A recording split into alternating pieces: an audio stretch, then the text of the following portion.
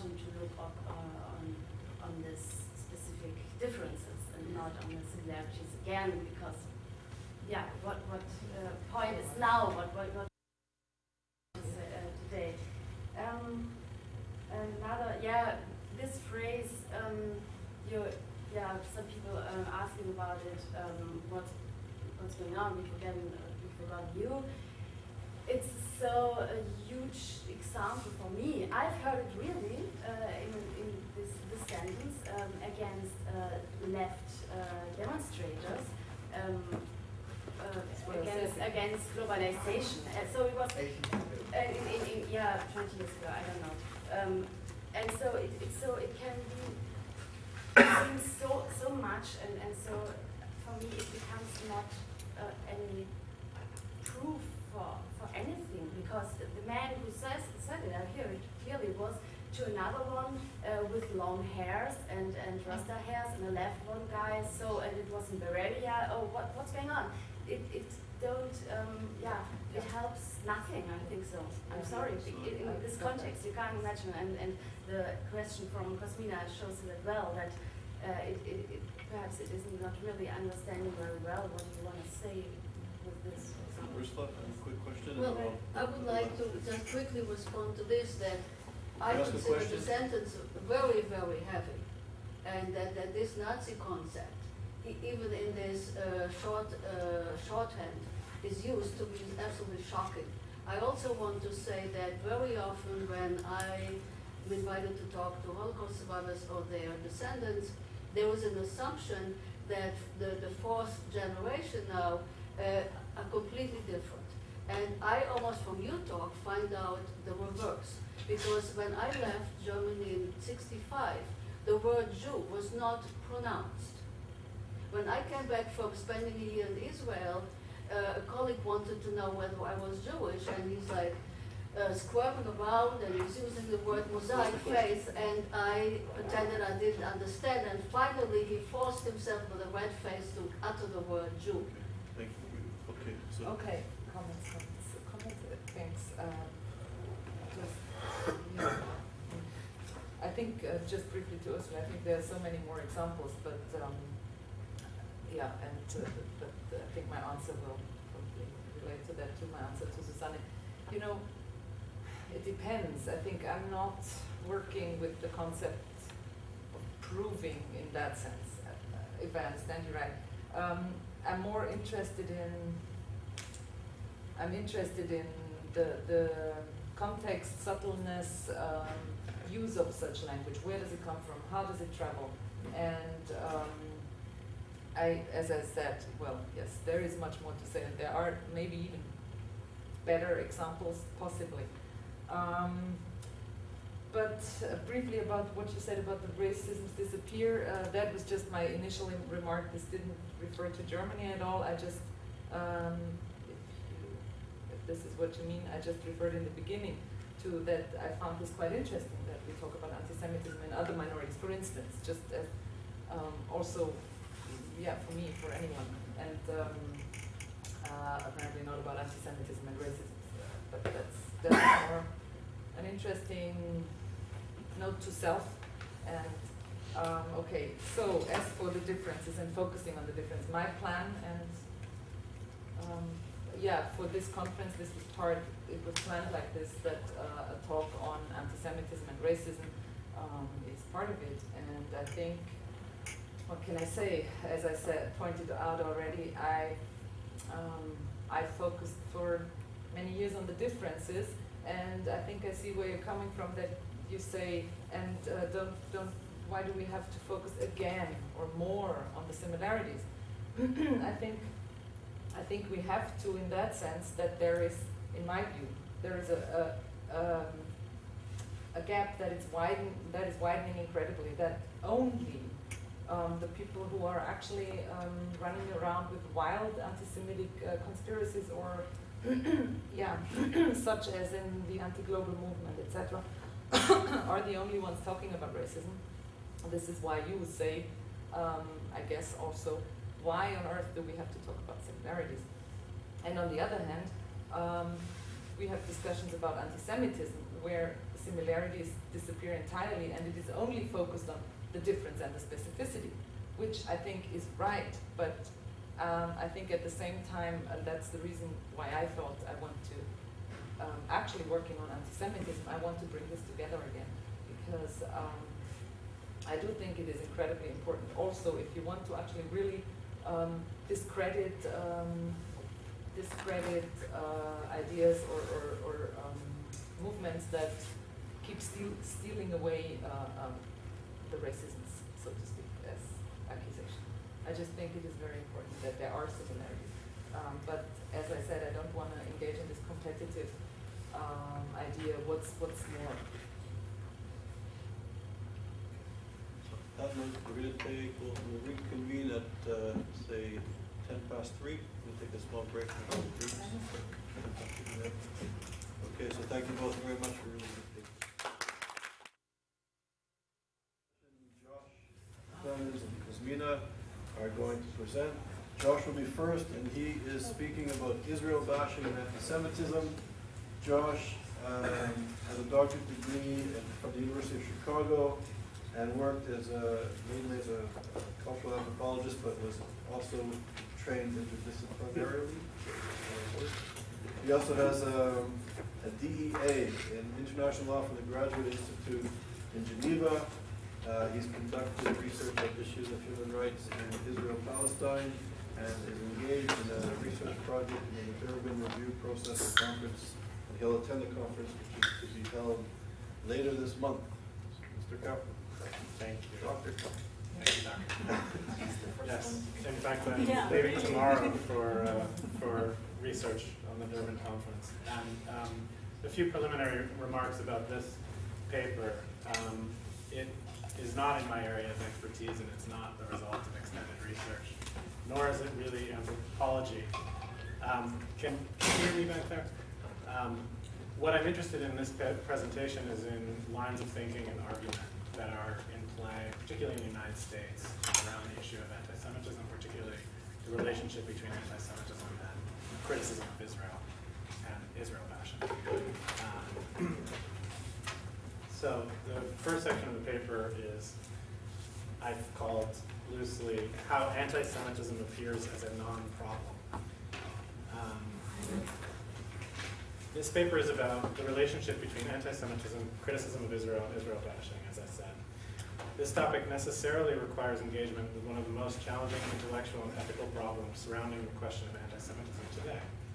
At what point does criticism of Israel become anti-Semitism? But before I tackle that minefield, I want to mention a series of points that, taken together, make it difficult to recognize anti-Semitism as a significant problem today. That is, in the years since the outbreak of the Second Intifada, precisely in those circles where such recognition is perhaps most needed, the human rights community and the critically oriented academic community. In the first part of the paper, I briefly address 5 of these factors.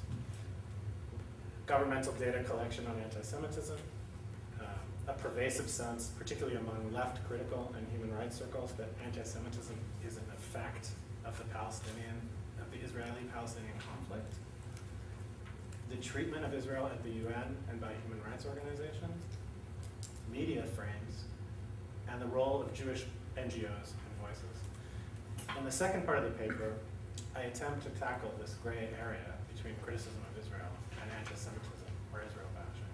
My aim here is not to provide a new formula for making such distinctions. I assume that both legitimate and anti-Semitic criticism of Israel exist, and that there is a distinction. I simply want to begin to untangle some of the more difficult threads in the debate, including how some of the more influential attempts to deal with the distinction between anti-Semitism and criticism of Israel once again may play into the prevailing perception that anti-Semitism is not a serious problem. So first, data collection. In its report on anti-Semitism in Europe, Human Rights First, the only major human rights NGO to seriously examine the issue, asserts that despite the, quote, extraordinary violence against Jews in the years following the outbreak of the First Intifada, quote, the argument that anti-Semitism is in some way an inevitable side effect of the Middle East conflict has been seized upon by European governments to justify not outrage, but inaction. As a result, claims Human Rights First, anti-Semitism has been largely absent from the anti-racism agendas of European countries, and data collection on the matter skews towards underreporting. Human Rights First is not the only agency that says this.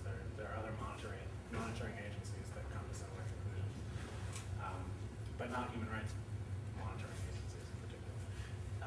Data collection practices are inconsistent across countries that report statistics on anti-Semitic incidents and sentiment, and many do not keep specific records at all.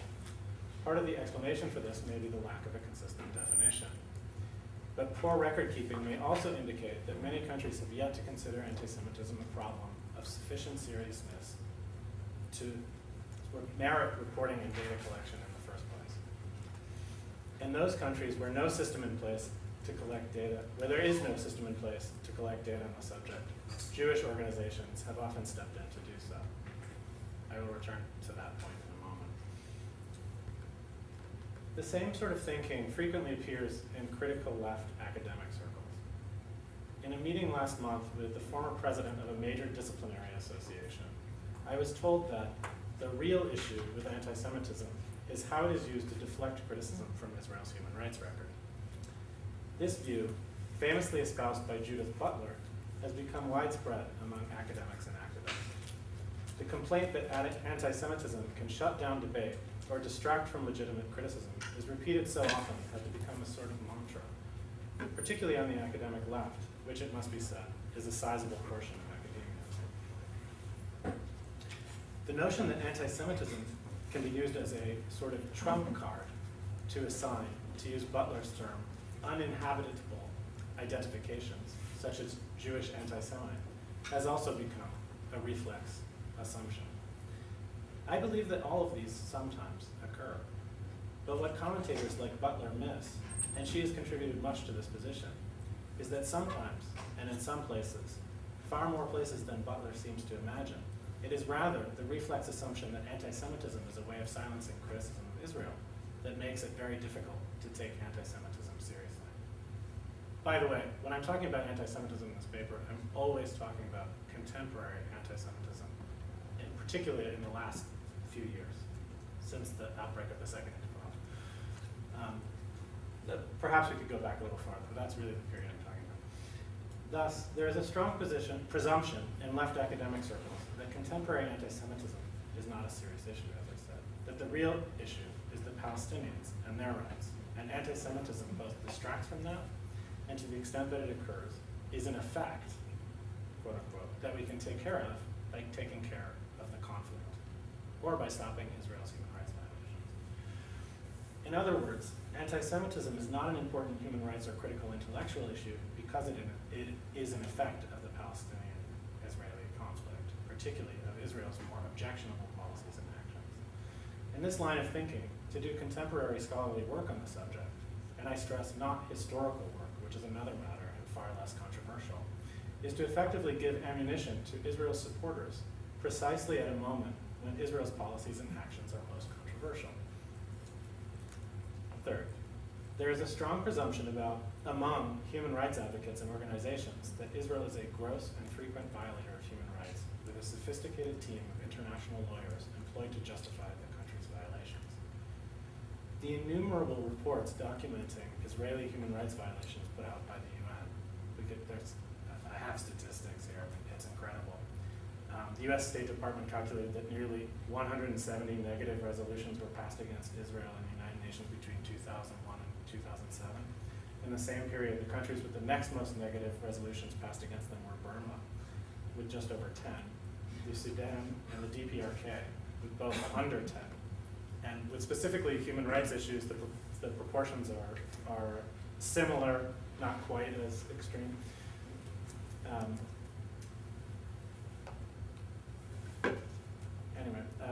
So as I was saying, the innumerable reports documenting Israeli human rights violations put out by the UN, international organizations, and even Israeli organizations, and Israel's apparently intractable response add to the presumption that if anti-Semitism exists, it is Israel's responsibility, not that of human rights organizations. Whatever the reasoning, the effect is clear. Reports on anti-Semitism as a human rights concern have been few. Reports on Israeli violations have been very many. This fact further supports the impression that Israel is a gross and frequent violator of human rights, and that anti-Semitism, once again, is not a significant human rights issue. As the State Department put it in its latest report on contemporary global anti-Semitism, put out late last year, the collective effect, I'm quoting now, the collective effect of unremitting criticism of Israel, coupled with a failure to pay attention to regimes that are demonstrably guilty of grave violations, has reinforced the notion that the Jewish state is one of the sources, if not the greatest source, of abuse of the rights of others, and thus, intentionally or not, encourages anti-Semitism. There is, of course, another way of looking at Israel's human rights record at the UN and among NGOs, that the content of their criticism is often deserved, but we will come to that later. For the moment, what matters is the effect. Israel appears as a big bully, and anti-Semitism, to the extent that it exists, to the extent that the data is collected, seems like the little person's response or part of it. Fourth, because governments, international organizations, and human rights NGOs have devoted little attention in documenting or denouncing the rise of anti-Semitic incidents around the world, and I'll just say, I'll come back to that idea of the rise in a moment, including in democratic countries, it has fallen on Jewish organizations to collect data and call it the problem. This idea of the rise of anti-Semitism, pretty much most of the commentators on the new anti-Semitism and much of the sources of data collection show what seems to be a rise, particularly since the Second Intifada, but from year to year it's hard to trace this since the methods of data are inconsistent and often new modes of collection are invented from one year to the next, so it might seem like a spike, but in fact it's to do with better data collection methods. Anyway, it's safe to say that there's been a fair amount of anti-Semitic incidents in this period, leaving aside the definition of anti-Semitism and leaving aside the problem of inconsistent data collection. All of these sources are pointing to a significant number of incidents and a significant amount of anti-Semitic sentiment around the world. So the fact that it's fallen on Jewish organizations to collect data and cause a problem has a number of consequences. Because human rights organizations have come to be seen as neutral and legitimate, their lack of reporting on the subject underlines the presumption that anti-Semitism must not be an important issue, at least not an important human rights issue. Two main interpretations seem to follow from the impression that mostly Jewish voices speak out on anti-Semitism. First, because anti-Semitism appears to be so obviously tied to the Israel-Palestine conflict, the Jewish voices speaking on the issue seem to be just one side in an ongoing conflict that has taken on international dimensions, Israel's side. Second, to the extent that observers consider anti-Semitism to be an issue in its own right, it seems to be an exclusively Jewish issue, as opposed to, say, a universal one. Chatterley, who spoke at YIISA recently, makes this point about media frames, and here begins our fifth factor. When anti-Semitic incidents are reported in the media, the voice quoted as speaking in outrage is very often a representative of a Jewish organization or a well-known Jew, thus creating the impression that anti-Semitism is a Jewish problem and not, for example, a human rights problem, or anyway, not the concern of human rights organizations. Moreover, the media frame for understanding human rights issues is, generally speaking, one side perpetrator, the other side victim, one violator, one violated. If Israel is a gross and frequent human rights violator and Israel is a Jewish state, then it is difficult to fit violations of Jewish rights into this frame. There's a lot more to say about how human rights issues are covered in the presuppositions of human rights organizations, and I've studied this kind of thing, but that I think will suffice to make my point. We don't have a lot of time. So anyway, reframing this inherent impossibility of seriously considering, at the same time, both anti-Semitism and violation of Palestinian rights is one of the motivations for this paper. Okay, now we're on the second part. Drawing the line between legitimate criticism and Israel bashing. So we now have a beginning sense of why anti-Semitism is so often not taken to be a serious issue.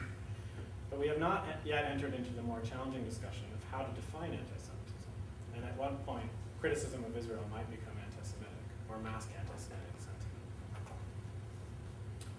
In a move to counter the prevailing assumption that anti-Semitism is an effect of the conflict, many reports on anti-Semitism and attempts to define and combat it have taken an ethical stand.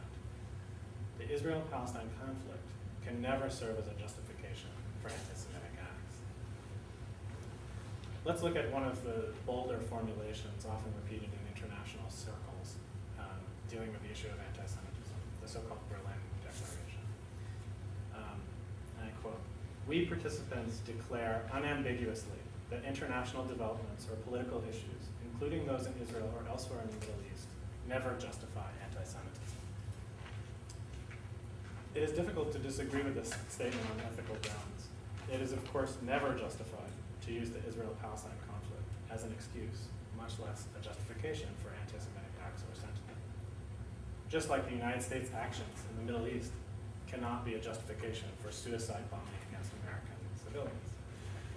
But to assert that the conflict cannot serve as a justification is not very helpful for understanding why the view that anti-Semitism is an effect of the conflict is so pervasive, nor how it is that attempts to combat anti-Semitism can, ironically, play into that understanding. Nor do such assertions help very much in drawing the highly controversial line between criticism and anti-Semitism. Now, of course, when I say the highly controversial line, there are clear cases. I'm not talking about the clear case in this particular point in my paper. There are two basic types of arguments about when criticism of Israel becomes anti-Semitism, and neither is concerned with the intention of the speaker, actor, or claims maker. The first type points to the manner of expression of the claim, or the degree of hostility implied in the terms employed. Jewish Nazis, or calling the Israeli state a little Satan, and so on. The other type of argument points to a cumulative effect amounting to or facilitating anti-Semitism. The cumulative effect, for example, of the number and frequency of complaints about Israel in the UN, the NGOs, the media, is that Israel is singled out for what one commentator in a recent discussion on the boycott campaign in the New York Times called unique bile, and therefore appeals as once again, a gross and frequent human rights violator, perhaps the worst such violator. The fact that most serious violators of human rights are not subject to the same degree of criticism, in fact, we could reasonably say that none currently are, is thought to be a double standard.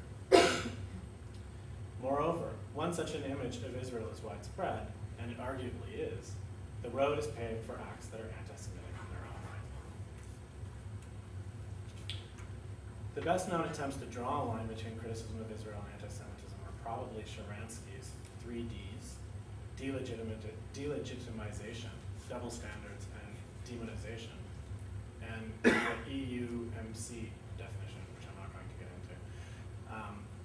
I want to look critically at 2 of these, if I have time. I don't know how do I have time. I'm going to look critically at one of these. The issue of double standards. In a longer version of this paper, I also look at the issue of delegitimization of Israel's right to exist. That's what delegitimization generally means. As I said, singling Israel out for criticism is thought to be a double standard. With the possible exception of the United States, no other country is currently subjected to such criticism from so many sources. We must admit at once that singling out is not only a result of anti-Semitism, however, even if it is likely to contribute to it. Global interest in the Israel-Palestine conflict for religious, strategic, and journalistic reasons contributes to the ongoing focus. Comparative ease of access for journalists and for human rights field workers is another factor. Nor should we discount the self-critical style of many Jews, including many Israeli Jews. These factors at least partly explain the amount of criticism directed at Israel, though it must be said that the degree of hostility is often out of proportion to the policies and actions supposedly criticized. Further, the singling out as anti-Semitism argument is vulnerable to at least 2 objections. First, it does in fact brush aside potentially legitimate criticism of Israel as anti-Semitic, at least in cumulative effect, because the argument is precisely this.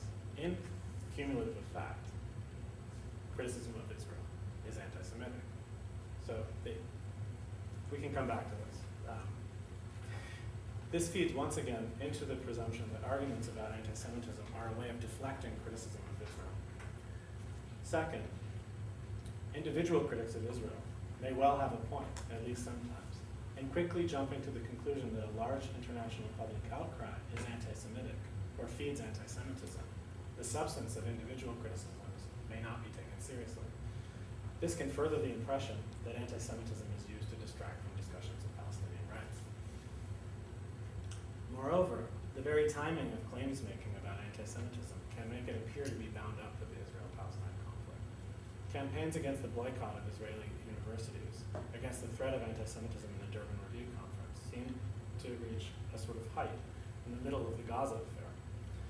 So the flip side of the prevailing assumption that anti-Semitism is an effect of the conflict is that the number of voices speaking out about anti-Semitism at the height of the controversy over Israel's military actions can seem like an apparent justification for those actions. The fact that prominent commentators like ADL's Foxman explicitly link in the same public address a justification for Israel's actions with an outcry over anti-Semitism reinforces this sense. You can look on the website right now, there's a about 20-minute long clip from Foxman.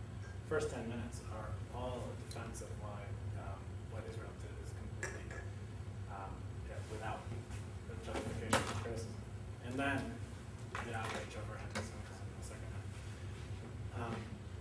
Again, the fact that the number of voices on anti-Semitism seems to arise because of all the factors that I mentioned, mostly from Jewish sources, can appear to be a deliberate distraction from the Israel-Palestine conflict.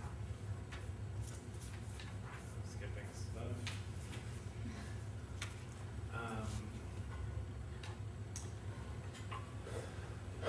To briefly conclude, some of the attempts to draw a sharp line between legitimate criticism of Israel and Israel bashing can run into these kind of, I don't know what you want to call them, gray areas where the kind of argument can be flipped around and could be seen to contribute to the very thing that it would be meant to combat. Of course, there are far more clear-cut cases we could have chosen, and it is critical to call those out when they occur. And they do occur, sometimes with remarkable ferocity. It is important to be clear.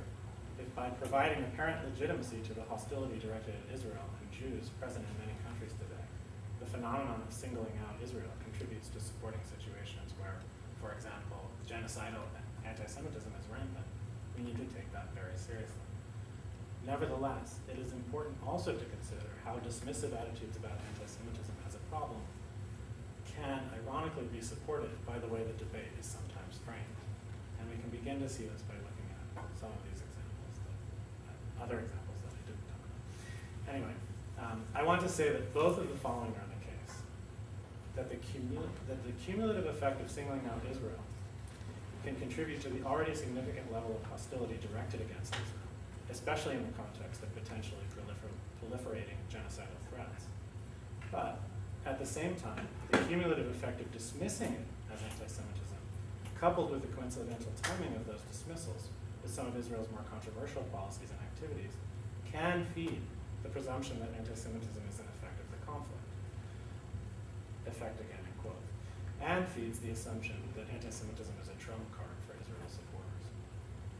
And to characterize that, no matter what you say, if everyone else is saying it, it amounts to anti-Semitism. So it is very difficult to keep both these positions in view at the same time, much less inhabit both of them. We might say that a discursive frame is developed which seems to make it almost impossible to be concerned about human rights, including Israel's possible violation of them, the very real dangers of anti-Semitic incidents around the world, and how the enormous human rights focus on Israel might contribute to such incidents. I would like to bring these 2 points of view into one analytic frame. Okay. And now this is just a very brief conclusion. Nothing I've said should be interpreted as diminishing the critical nature of the problem of anti-Semitism today, or the various factors which converge to make it difficult to see and take seriously by the very players who could play a critical role in combating it. But it is important to consider that cumulative effect arguments about anti-Semitism can take 2 sides. If on the one hand, we accept that various factors combine to make it seem as if anti-Semitism is not an important issue, and the extent to which it exists is an effect of the Israel-Palestine conflict, an epiphenomenon, we need also to accept that a similar sort of cumulative effect argument could be made about how Palestinian human rights are overshadowed in the debates about anti-Semitism. However, no one can seriously argue today that Palestinian human rights are not taken seriously as an issue, nor covered in the very 401 expects to cover human rights issues. Local and international mass media, international organizations, NGOs, even governments and their foreign policy.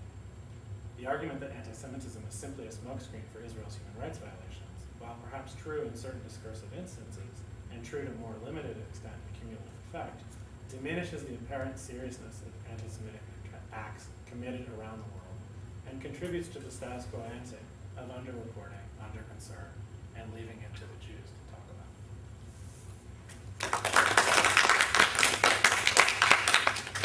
Okay, thank you. The next speaker is Clemens Henny. He's going to be speaking about Islamic anti-Semitism and the failure of Western academy or academia. Clemens has a PhD in political science. He studied philosophy, cultural studies, and political science at Tübingen, Brenham, FU University is the Free University in Berlin, as well as the University in Innsbruck. He's published 2 books, including chapters on anti-Semitism and the Holocaust, Nature, Conservation and Anti-Semitism in Germany, Catholicism and Anti-Semitism, and Notions of Secondary Anti-Semitism. He's contributed and spoken in conferences internationally since 2002. He's written in the Jerusalem Post, the Jewish Political Studies Review, and other journals and newspapers and magazines internationally, and has recently started to speak around Connecticut on issues of anti-Semitism. So, yeah, thank you. First I have to say something about my cat, because I mean the Yankees, not all people like the Yankees in Connecticut, I know, but coming from Europe is something special to be a Yankee. I mean, it's not just the Yankees as a kind of sports event or sports team, but it's a kind of being American or whatever. And in Germany or in Europe, even in other parts of Latin America, of course, if you say Yankee, all people say Yankee go home, and there are books written about that and songs. And so being a Yankee, especially as I was taught and coached by Andy Markowitz, who has written extensively about anti-Americanism and anti-Semitism, and he was my advisor, my PhD, so it's a kind of, and he's also a fan of the Yankees, so it's kind of important to have such a nice hat. I would like to begin with a picture. I go online, if it's possible.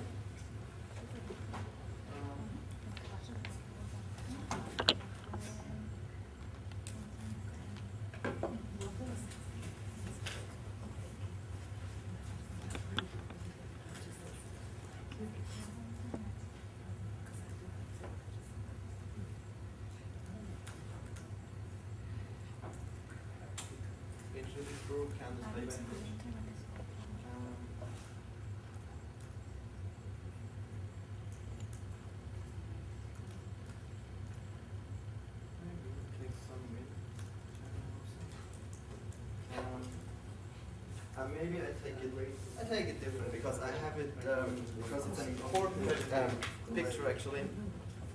I can show it to you because you are not thousands of people attending. I can show you in my own machine because it's very interesting. It's the homepage of Hezbollah. It's Hezbollah TV, Hezbollah.tv, caricature.php.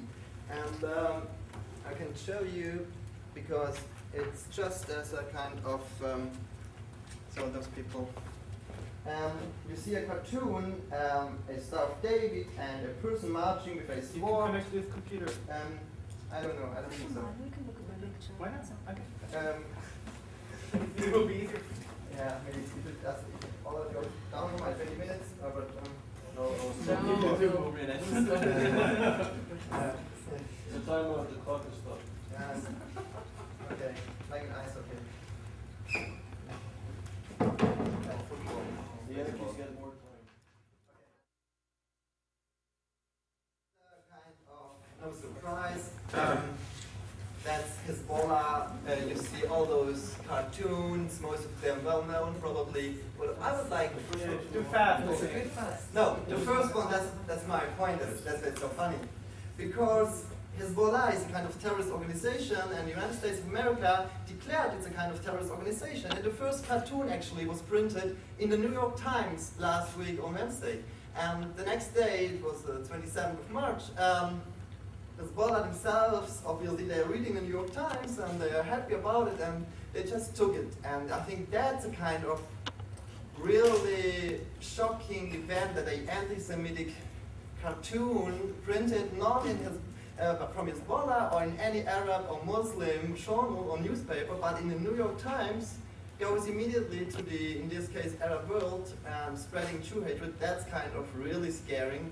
And so that's the kind of political culture of the United States of today, because New York Times is not just a local journal, as you know. So that's just a starter, and the second starter, if it works, will be a short video going from New York City to Berlin, also capital of a Western country, and the capital of Germany. There took place some rallies, and during the war in Gaza, and I just tried to get one of those videos. It's just 7 seconds actually, and yeah.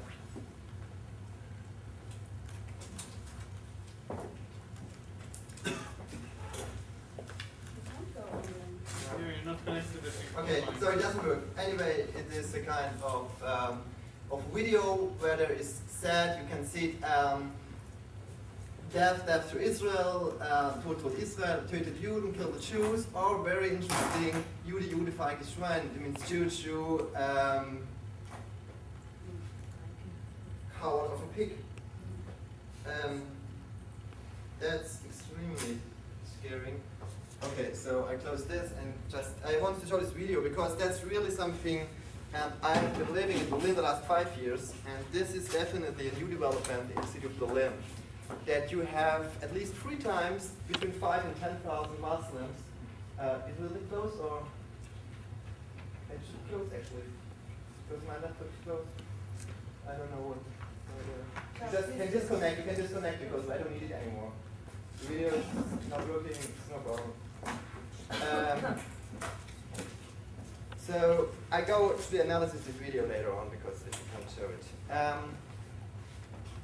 In this very short presentation, I want to shine a tiny spotlight on Islamic anti-Semitism, which I believe is the most dangerous phenomenon of our times. As a supporter of the ADL, I got a letter yesterday, and the words of Abby Foxman are very sad, urging the world for action against anti-Semitism. Foxman survived the Holocaust and couldn't imagine decades ago, as he told us last year at the Global Forum for Combating Anti-Semitism in Jerusalem, that there would be ever another situation like today, with the nastiest anti-Jewish rallies all over the world. And also yesterday, Yossi Halevi gave a very impressive and important lecture at YIISA, declaring that today the fight against Islamic jihad is most important. So I would like to give you some impact. What is Islamic jihad and what is Islamic anti-Semitism? I already mentioned this rally in Berlin. I just skipped this because this is just a proof of what the Muslims in Berlin are just doing today. I go on to the United States. President Obama gave most recently a video address, you can see it also on YouTube, to Iran on the Nafris New Year, without accusing Iran of denying the Holocaust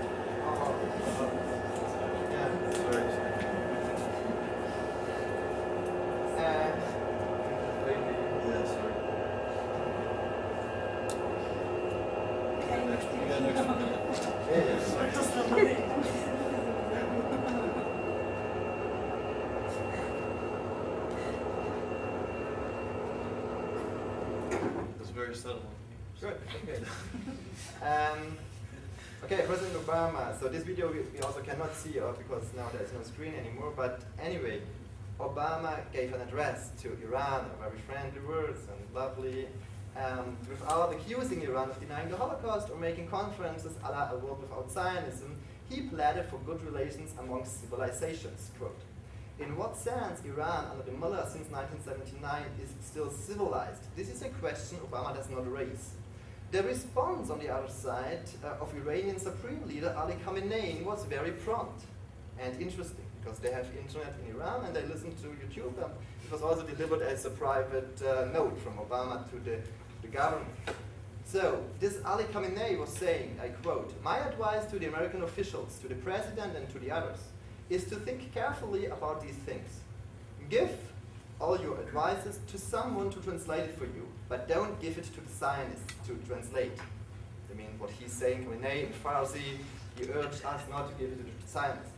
Okay, we can decode the anti-Semitism of that speech if we look at the word Zionists. Khamenei imagines that those people working in radio stations, at TV channels, and the press, those who will translate his Farsi speech into English, German, Spanish, or French, are all Zionists. He imagines a world conspiracy, cheated media, and all translators are run by the Jews. Red Zionists. American writer and Iranian-born Amil Imani last week urged President Obama to be less naive about the attempt of the US administration to discuss with the Iranian regime. Imani urges the American president not to betray the Iranian people another time. The first time was 1979. Quote, President Obama said the United States wants the Islamic Republic of Iran to take its rightful place in the community of nations, quote end. But, Mr. President, the Iranian nation does not wish to be associated with this occupying regime whatsoever. In fact, they want the Islamic Republic to be thrown into the dustbin of history as quickly as possible. Mr. President, today the Islamic Republic of Iran is one of the greatest threats to the stability of the civilized world and humanity at large. It continues to impose its horrendous ideology on the Iranian population, quote end. Another scholar, Philip Carl Saltzman, professor of anthropology at McGill University, Canada, is critical about the Obama attempt to engage, you know, engagement is a new word, with regimes like Iran. Saltzman says, quote, the president's emphasis on the commonalities of Americans and Iranians reflects the major cultural frame of progressive American culture, a frame which emphasizes and celebrates diversity and inclusion. In this frame, Iranians and Americans should be able to get along just the way Iranian Americans get along with Spanish, Jewish, African, Italian, and other hyphenated Americans. We are all human, the president seems to say, and we all want the same things, which, if we work together, we can all gain. This is another assumption of the progressive American frame. All can be winners. There needs no be losers. Life is not a zero-sum game. And if we are all winners, we can all be equal, a third element of that frame. So this is a crucial statement, that's the reason why I quoted it, and especially Saltzman, who has been working in the field of anthropology and the Middle East for decades, I think he's really aware of what Obama is doing, and Obama is just missing the point how to deal with jihadists or just another culture which does not want to be engaged. In 1979, Khomeini, the old Khomeini, he was living outside Paris and never visited Paris. I mean, a person who is not willing to visit Paris. I mean, the capital of the 19th century. I mean, that's kind of strange. But okay. Next paragraph is the biggest threat of the 21st century so far: Islamic Jihad. On September 11, 2001, the Islamist movement declared war against the United States, the West, and the Jews by killing 3,000 people by flying hijacked aircrafts into the Twin Towers of World Trade Center and the Pentagon in Washington, D.C.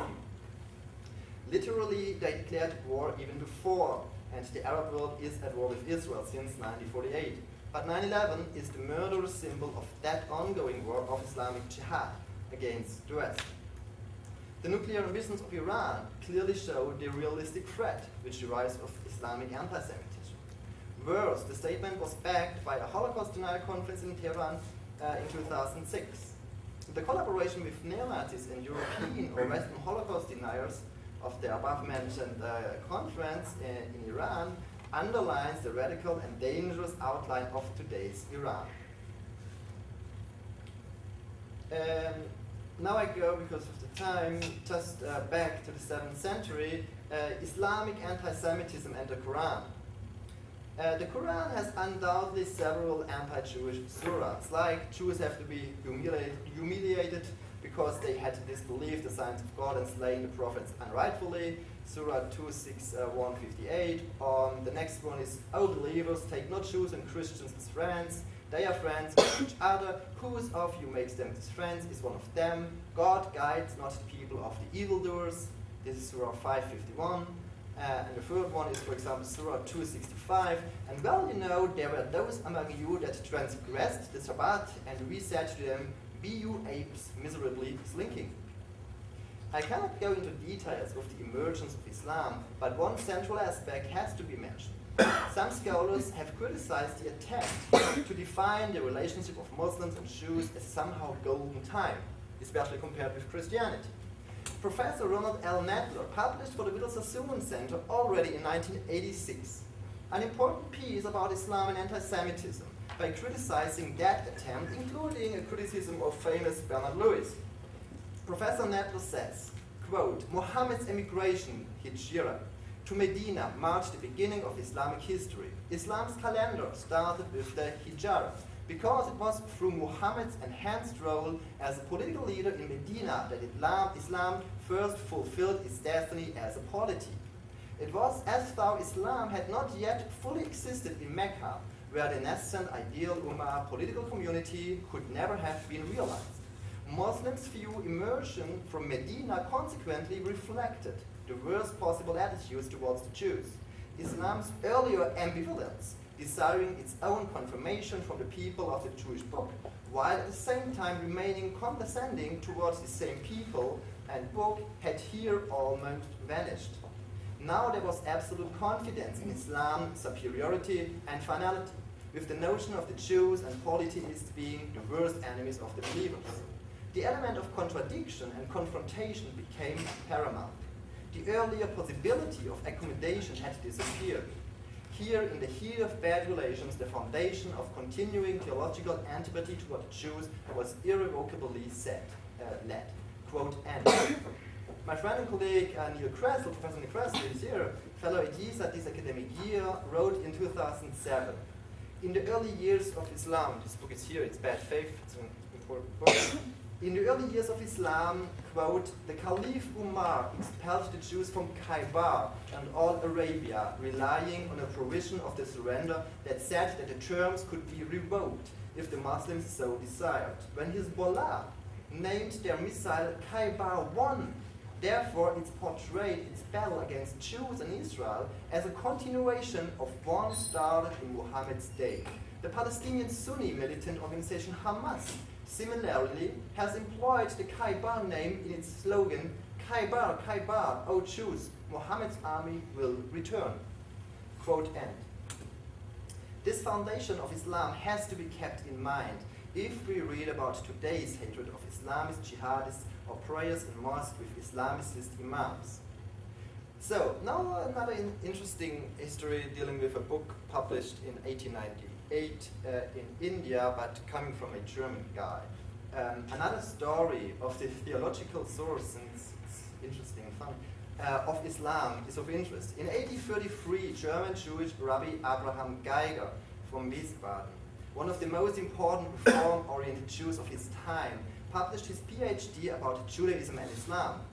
The core of his analysis is the assumption that Muhammad borrowed a lot of ideas from Islam from the Jews and Judaism. At the end of his study, he refers to several anti-Jewish quotes in the Quran, claiming that it was necessary for Muhammad to set some opposite rules or ideas in regard to Judaism to veil his borrowing from Jewish sources. Quote end. Not quote end, but that's the end of this story. There's of course a big debate about the history of the Jews in Islam, to which I cannot refer here, but at least the concept of being dhimmi has to be mentioned, and it has been analyzed, for example, by Batior in 1980. Although the history of Christianity was even worse for the Jews than Islam, Islam was nonetheless a threat for the Jews. Jews were, for example, like Christians, not allowed to ride horses or camels.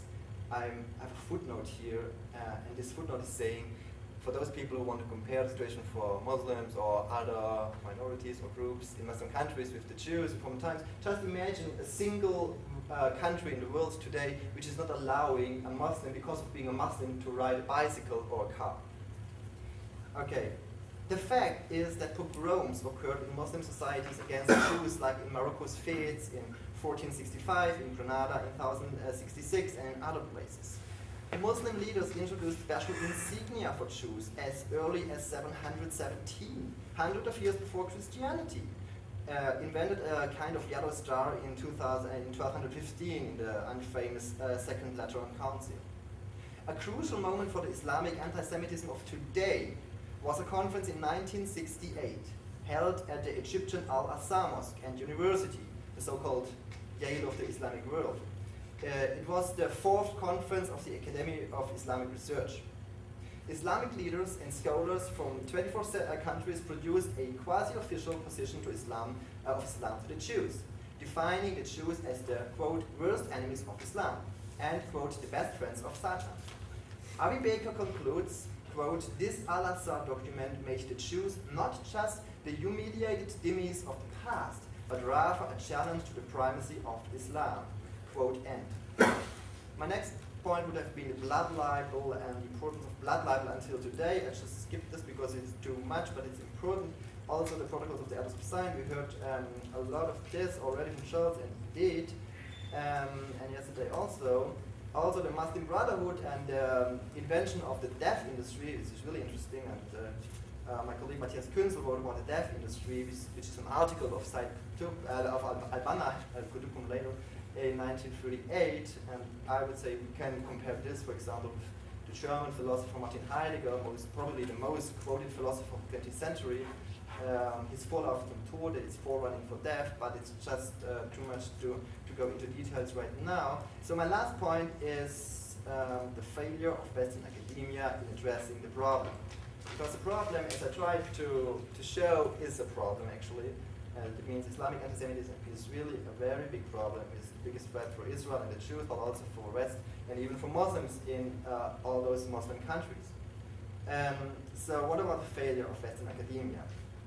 The fact that there have been very few conferences, if any, of scholars of Middle East studies on the topic of anti-Semitism on an academic level on universities, that would be a really empirical study.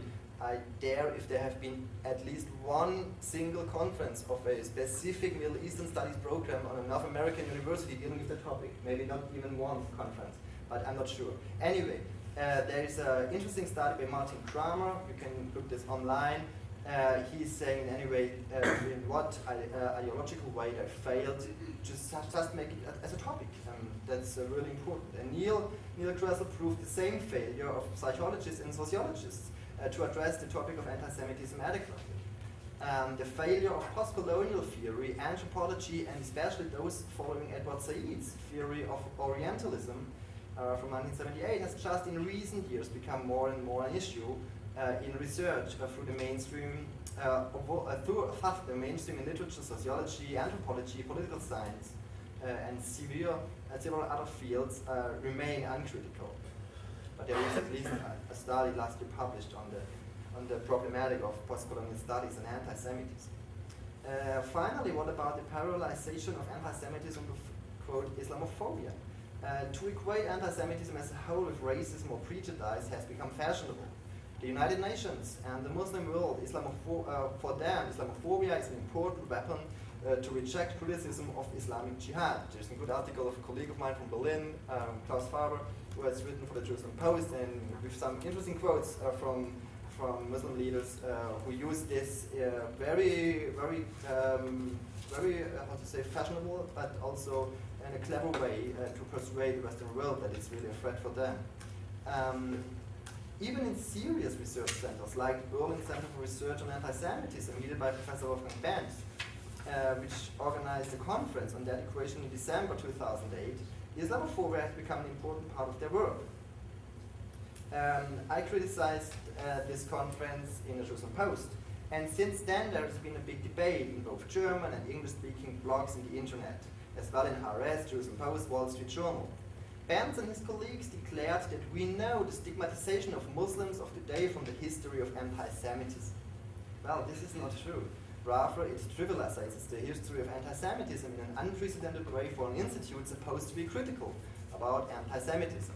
But in fact, this is just the tip of the iceberg, because if you look at the Western world in general, it's a failure, and it's called struggle of victimhood, which a term of Dina Porat, she used it last year also at this interesting and important conference in Jerusalem. So, because of lack of time, I have to keep some of things, well, York University was already mentioned this morning, and what is very important is, of course, Bernard-Henri Lévy. Bernard-Henri Lévy, one of the leading intellectuals of our times, a Frenchman, he wrote a book, Left in Dark Times, A Stand Against the New Barbarism. Lévy is engaged, he does not keep silent, and he attacks people by naming them, if necessary, to indicate the unbelievable failure of Western academia in general and the left in particular. Lévy is probably the loudest left European anti-fascist voice of today's world. He reminds us that anti-fascism was about National Socialism. Actually, I myself was one of the founders of some anti-fascist groups in Germany in the 1990s. So anti-fascism is an important term, even if some people do not know this, but in Western Europe it's an important term for those people who have been fighting against Nazi Germany and who are today fighting against Islamic Jihad. Bernard-Henri Lévy is creating the term Fash-Islamism, the Islamic version of fascism, and he recalls his intellectual and political development since the 1960s. Quote, "What I do know for sure is that we still had some reflexes, and when that hatred became visible to the naked eye in the organizations that embraced al-Husseini, when his legacy was embraced by people for whom he remained until his death and beyond, the true master thinker, when, in other words, commands from Fatah killed 11 Israeli athletes during the Munich Olympics 1972, a shiver of horror went through everyone who had anything to do with the left." Even if this might be a little bit exaggerating, because I think a lot of left people have kept left and anti-Semitic, but anyway, he was not keeping on that kind of anti-Israeli left. And today, he's very worried about today there's not the same impression, and there's a very good quote from him. And I'm thinking of a tiny event, almost ignored by the press, but immensely powerful, symbolically. A declaration by Cindy Sheehan, America's anti-war mother, the mother of all the mothers whose children have been killed in Iraq, and who had to be shown respect because the anti-Bush climate demanded it. I'm thinking of the terrible thing she said, which accused the Jewish state of the worst crime a state can be accused of. Quote, Cindy Sheehan, "My son joined the army to protect America, not Israel." Quote end. She had enough to these lies, these treasures. Quote, "which we mothers know we are all for the sole profit of Israel." Quote end. Jewish state, sacrificial idol, the innocent flesh of American children burned before the altar of Israel. Once again, it's all there. Quote end from Bernard-Henri Lévy. Professor Ruth Weiss wrote an important article most recently in Commentary, Forgetting Zion. Her article expresses her deep concern about the future of support for the Jewish state of Israel, especially in North America, where most Jews outside Israel are living.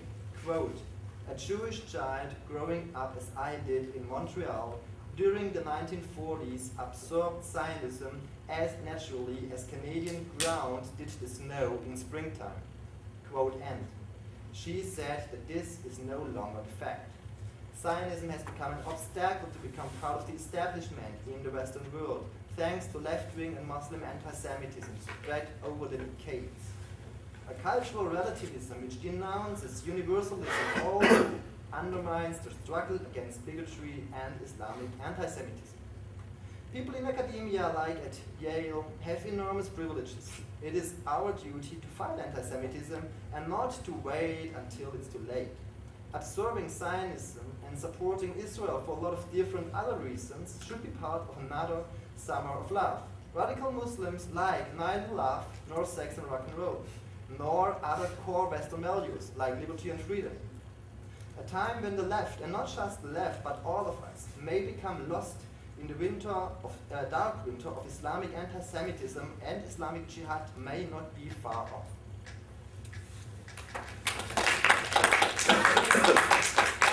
Thank you for a clear and well-researched paper.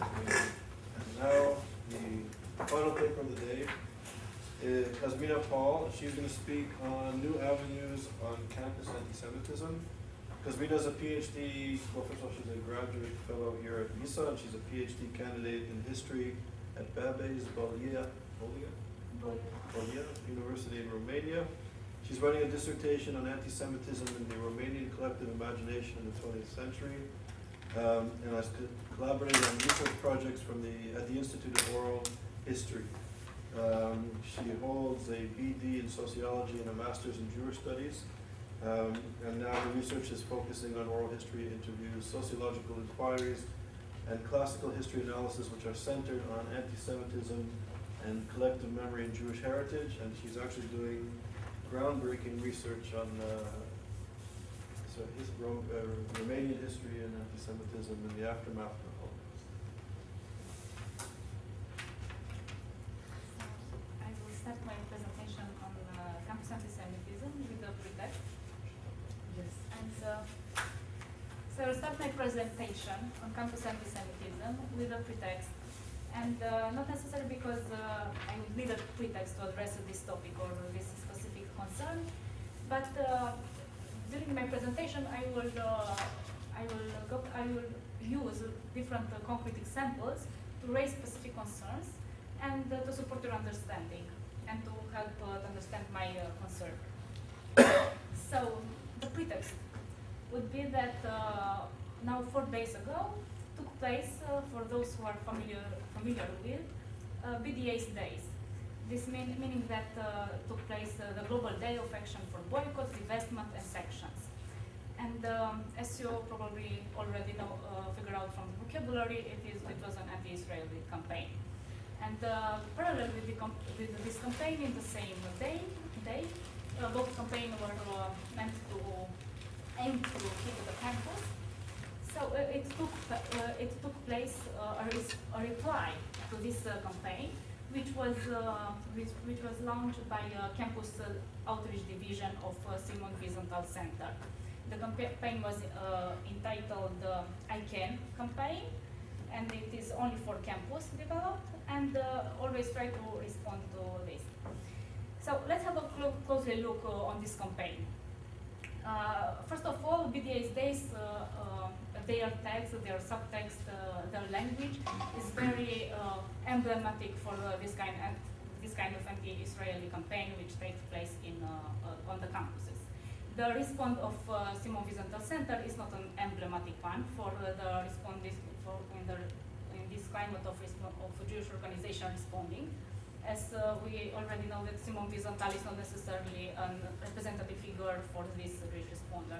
There are many Jewish organizations who can dismiss from this line. But I will go back to Simon Wiesenthal with raising another issue. And so I would like to make a remark about the first campaign, BDA's Days, which was meant to coincide, and this kind of campaign, which always meant to coincide with some other event, are very important in following this, what is going on campuses, and was meant to coincide with Palestinian Land Day, to the annual commemoration of 1976 of the Israeli massacre on Palestinian Galilee. And yes, so we can see, and you probably know, when there is Holocaust Memorial Day, there are organized specifically anti-Israeli campaign when there are Israeli Independence Day, we can also see this kind of overlapping. Okay, let's have an analysis, very shortly, analyze of the code for this campaign, which was meant to be developed in more than 40 campuses. So, this call, for why I am raising this, because it just happened, and because it is very typical in the language and the vocabulary. And for me, this is very important. It will give you an insight on my approach. So, only one phrase I will quote. The time for the world to fully adopt and implement the Palestinian call for boycotts, divestments, and section is now. And the author emphasized now. So, this is an appeal. This is a very specific new left kind of calling. It is we can see that there is a call for an appeal to anyone, meaning a traditional leftist call, so behind ethnicity, religiosity. It's not a call for Romanians to act. It's not a call for Germans to act. It is the time for the world to act, yeah? For the whole world, and it is now. This emergency of the call emphasizes the activist dimension of the movement, and translate this urgency of the call. And as I already mentioned, this boycott, divestment, and sanctions will always be seen in the campus. And always after this, under this mask of anti-Israel campaign. Okay, it is for me. It is very important to following this topic. It was very important to understand the climate and what is representative of this kind, and to see the pattern, because there are a lot of anti-Semitic incidents on campus, which are started to be monitored start with 1984, when there were 4 incidents, and in 1995 there were 180 and something, and in 2005 there are 1,700 and something. Okay, it is clear that it is an increase, but what the numbers means, what do they mean indeed, and if I'm telling you, we can put in this way, that even if there is only one anti-Semitic incident, there is too much, and there is a precedent, and there is an emergency to act. But if we are talking about, if I'm telling you that it was a decrease with 3% from 1994 till 1995, you cannot appreciate if it is much or what does it mean. So because of this, I was trying to follow a pattern, yeah, of what these anti-Israeli campaigns means, and to understand the climate, what makes them possible, and to understand also what can be done to react to this. Usually this Anti-Defamation League, and there are other research institutes which works exclusively to see to analyze this content of anti-Israeli campaign, and yeah. So there is a very descriptive. We have these very descriptive documents. We have them.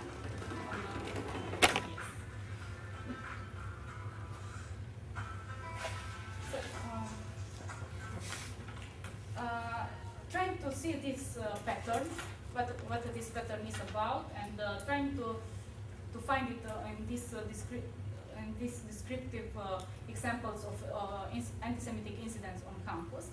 I'll make an analogy to understand how I see all this story. So I'm saying like the Matryoshka story, which is the little stories which seems so similar, and there are different levels of understanding. So the Jew, who is equalized with the Chinese, with Israeli, with the colonizer, we can see now, with the capitalist, it depends on the story. But otherwise, in the context, he will always have the same meaning. And it depends also on the levels of understanding. If there is an anti-global movement, or if it is an anti-American movement, or an anti-communist movement, the Jew will be called differently. It will always be anti-Israel campaign to be legitimized, the action. And yeah, this is the vision, like to understand the pattern, to repeat it. And what is very interesting is that at the level of campus, we can follow the same stories, and they are not more refined than in other places. I was, because I knew that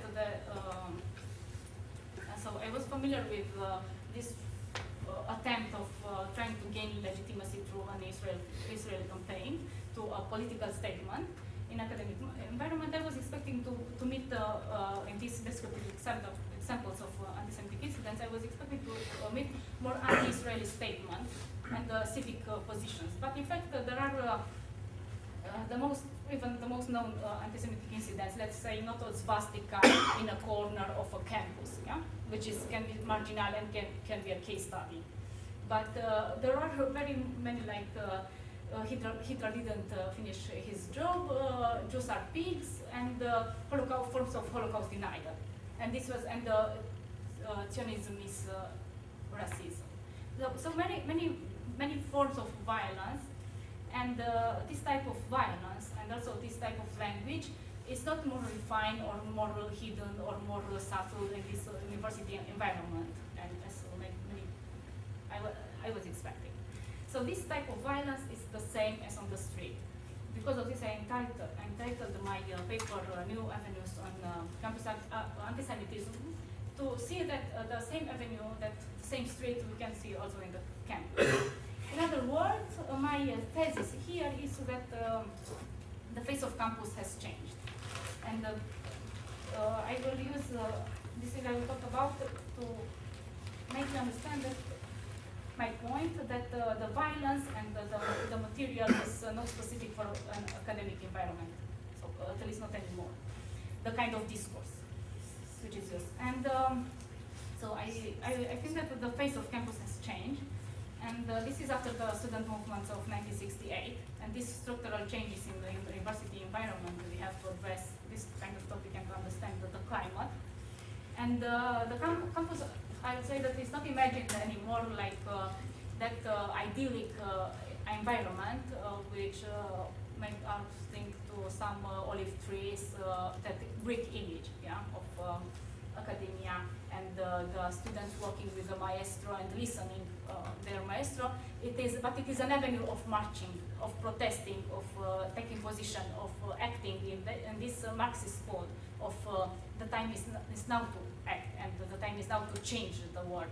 It's not time for philosophy, it's not time for academia, for learning, for studying, for an in-depth perspective, because everyone is equal, yeah, the professor is student, and everyone can have a position.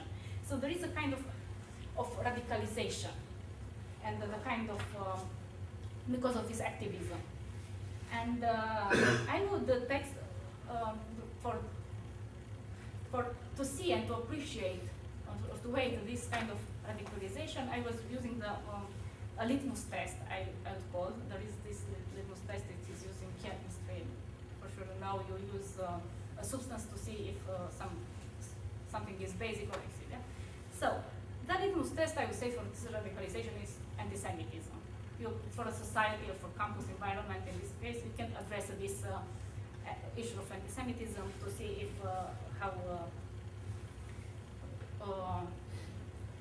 how will the campus react, or how university environment will react. So there are very representative. There is a very representative saying in the University of California, Berkeley, and it is very representative for the 1964 generation, that there is a soil of 6 inches of dirt, and that space and the space above and the air above should not be reclaimed by any nation, and should be anyone who is staying there and express their voice and make their voice to be heard should be claimed immunity from the seal or prosecution. So this is the absolute freedom. So in this new left, which is a very agreeable idea, and anyone would credit, you can see this dimension of radicalization. And it was meant to be a monument to free speech movement. It is, of course, it is a matter of imaginary and a matter of discourse. It is a folklore. And but on this idea of radicalization of the university environment, there are some people like Gary Tobin, or who talk about putting this, what I said, litmus test, or studying antisemitism in this university environment. He concluded that there is not anymore a civil university. And this was, to be very, very short, to give you an insight, it was what it was talking here at the beginning of the seminar. The people were talking about that student that addressed that question, that stakeholders of the university should take position when it is a matter of antisemitism, not only the Jewish organizations.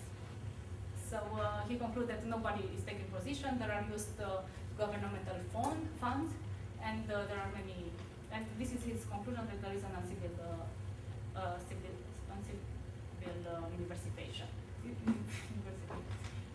the reverse of the study for Russell A. Berman, who are focused more on these structural changes of university and what this new left environment means. Application. Of course, we don't have to agree fully or to. I'm taking like a starting point, a way of understanding these 60s. And this matter of both of them, Gary A. Tobin and Russell A. Berman, were concerned about this free speech. And everyone said that under this free speech or this academic speech, no one can also in the audit of Anti-Defamation League. The people said that they cannot have opposition against this anti-Semitism campaigns or these incidents in campus because there is this free speech or this academic free speech. Because of it was somebody said that we have to understand that it is not campus anymore a comfortable environment for the Jewish students, but the campus do not supposed to offer a comfortable environment for the Jewish students because the Jewish students have to be opposed with not with necessarily with similar views. So because under these things of free speech or academic free speech, people do not take position or do not think that they should take position. And not because even if at the end concluding violence, they, in their opinion, it is more important to defend free speech and academic free speech than to restrain the free speech to end this problem, which is very specific and it is concerning only the Jewish organizations.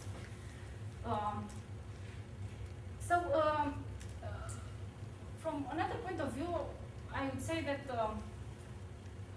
if we have a look on some studies or some positions of the new left, all the anti-Israeli campaigns looks very good, and they are a statement for a better world. They are fighting for human rights, but always we can see that there is a mirroring argument in a response to this anti-Israeli campaign, and this mirroring arguments, I think that we really should address this specific concept of mirroring arguments because this specific thing to overlap the same celebrations or the same days who matter for the other. With this about very succinctly, I would say that why I would say that there is this radicalization in this on this campus, and you don't necessarily need a special tool to address them because when you analyze this all these campaigns or everything what is going on, you have to this travested anti-Semitism in anti-Zionism and Israel anti-apartheid apartheid movement or everything.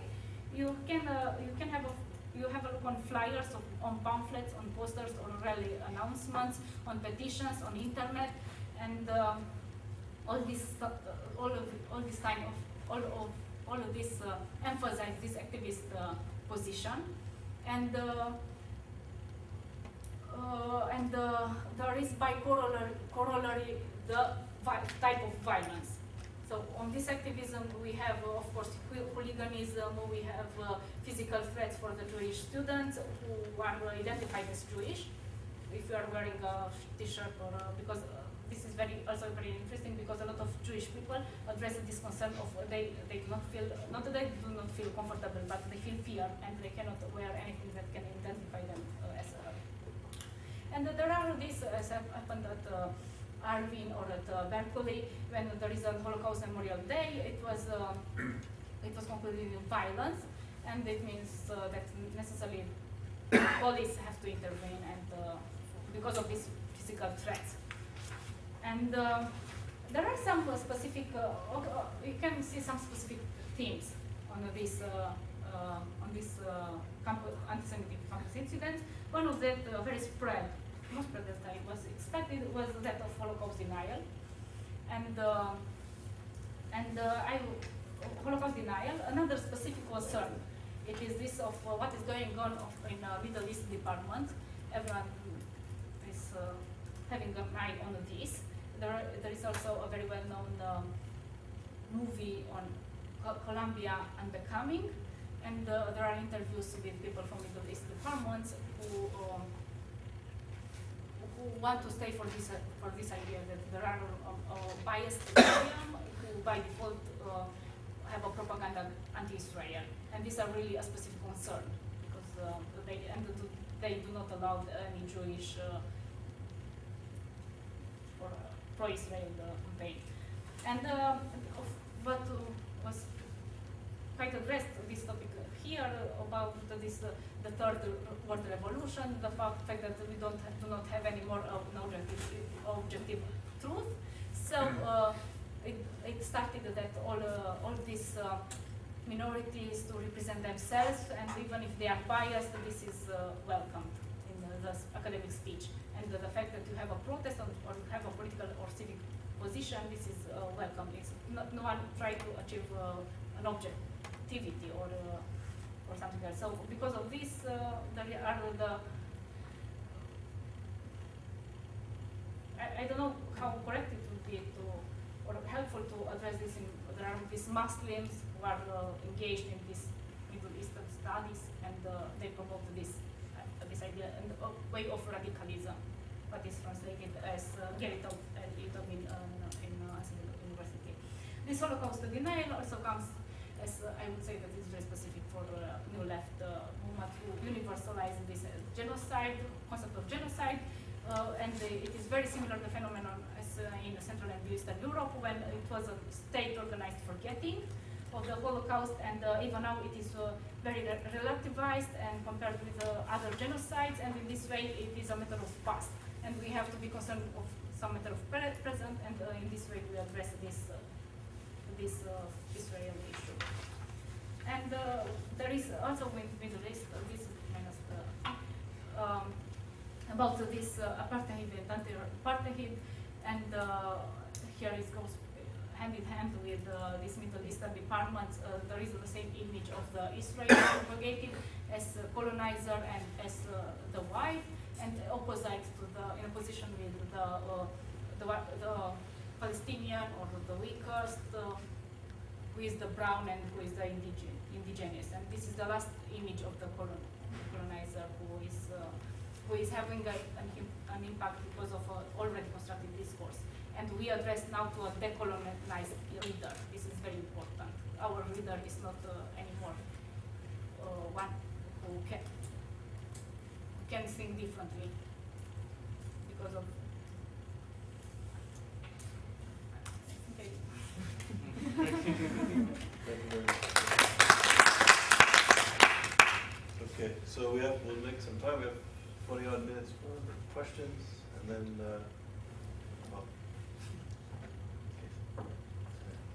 and then. Yeah, I have just a thought that came to my mind and a question for you, Kuzmina. Firstly, I just in your last sentences, I remembered that maybe if you want to go further with this, maybe you should look at Hannah Arendt's violence, because it hit me. She so problematized this in the 60s, sort of in a very similar way as you did, the campus and diversity and the problems with it, and it is very interesting, and the way she did it, but also problematic, I think, at some points. But this linked, for me, it linked very much to what you said. So, and what I was interested in, if you could say a little bit more what you meant with the mirroring. The mirroring. What Mirroring was is, for example, when it is Israel is accused then that it is a Nazi. Yeah, they're mirroring another argument that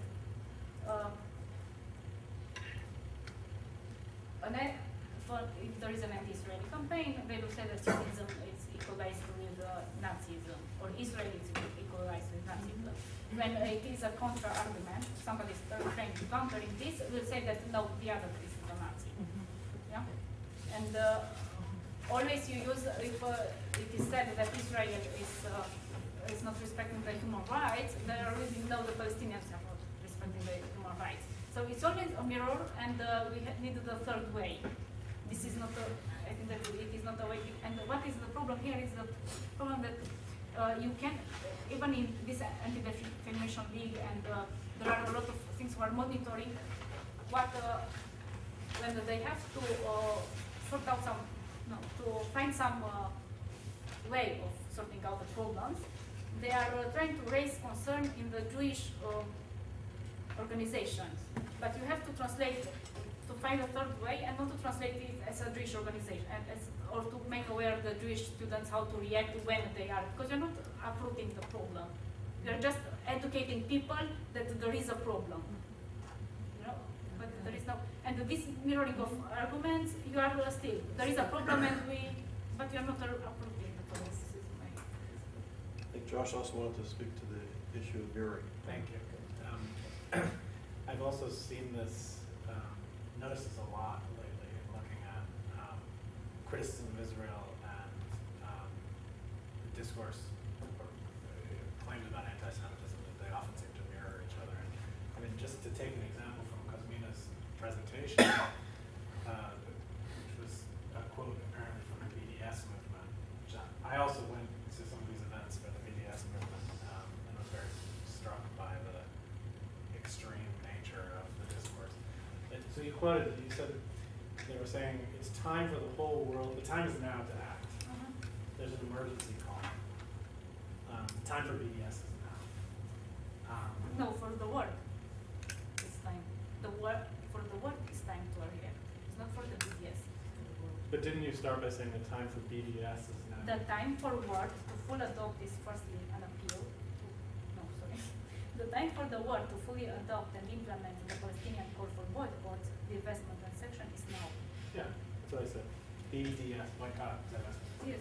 is now. Yeah. Anyway. No, that is the complement. We have. I think we're saying the same No, thing. it is the time. It is the time. It's more like it is raining. The time to do this. So it is the direct action. It's very important, like in grammatical way, you know. It's verb, you have the verb, and you have the complement. Yeah, I think I got it. I think that's what I was Not the saying. PDS subject. The subject are we. You know, that the tricky subject like in 1964 that... Yeah, I understand. Anyway, the point I'm trying to make is it's this sense of urgency, the call for emergency, call for action. The call is for us to action. So two things here, just to point it out. Our morning started with the call to action and an emergency. And this is not to say there may well be an emergency. There are instances in which there are emergencies. But when we invoke this, I just think we have to be careful about it because there's so often, and I think at least I worry about this language of emergency because it's so often used to justify other things that I'm uncomfortable with. So, for example, the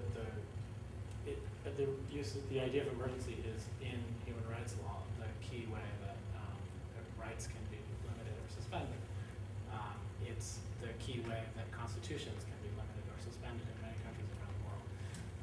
A lot has been done in the name of emergencies, and some of these emergencies have been, more obviously emergencies than others. So, but I think the problem is that you're reading Giorgio Agamben and not listening to Eric Foxman. Because what you have been said right now is, I'm quoting it in my YIISA working paper, is Giorgio Agamben. Giorgio Agamben, one of the most quoted philosophers of the 21st century, maybe even more ugly than Heidegger, Agamben is saying what George W. Bush was doing after 9/11 is even worse than the Nazis did to the Jews. I'm not saying that. No, but you're saying that. I'm saying both. Okay. What I'm saying is Hold on, both. Josh, you responded. Yeah. I just think, emergency. If we look at the situation for Israel and Jews, and if we look at the increase of the dangers in the Second Intifada, and when Morris is talking about 1948, I made the claim that Islamic Jihad is an ongoing war since a long time, which does not mean that every Muslim is a terrorist, of course, but all terrorists of today are almost Muslims, so there's think about this, and Israel is obviously in an existential threat. I mean, Yossi Halevi yesterday, he was really very serious. I mean, and several other of our speakers, or Bristich and others, Chatterley, were really scared. And that is definitely a point to have kind of image. Okay, I don't want to get, Ben, you had a question? Yeah. Benny. Ben? You didn't just. Okay, he'll come with a question. Yeah, I have, You had a question? right, let me just, group here, I think I have 3 quick questions. 3. One page. For Clemens and Josh, and perhaps Cosmina can also interject because it spills over onto her topic. I guess, Josh, I hope I understood you correctly, but you had mentioned that there were also examples where anti-Semitism is being used as a smokescreen or as a way to sidetrack. No? I was saying that people are suggesting that. Yeah, okay. Yeah. Okay. I would just be curious to hear what some of those, because I'm divorced from the American discourse, some of those examples they mentioned where those folks are suggesting it's being used as anti-Semitism as a way to sidetrack discussions about Israel and human rights. And then in terms of your talk, you had mentioned, I believe, Judith Butler, Yeah. her essay.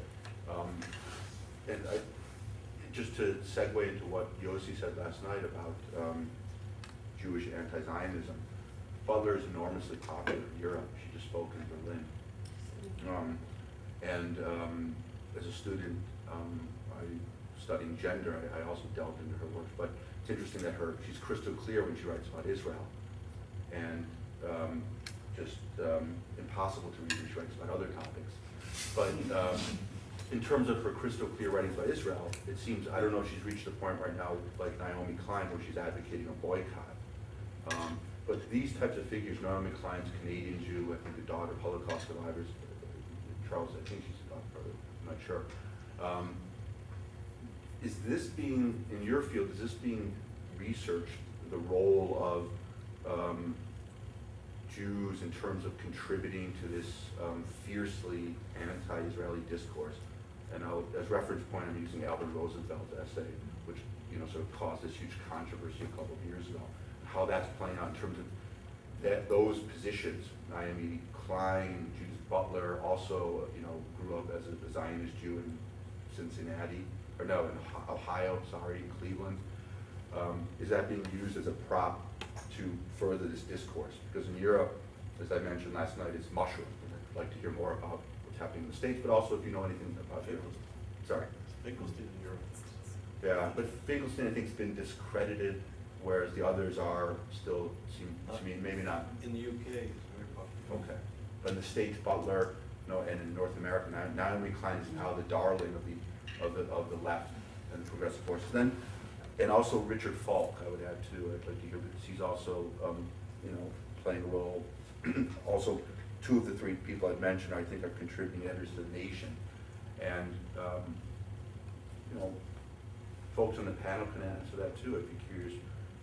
The statements that they're making, could they, following the European Union working definition of anti-Semitism,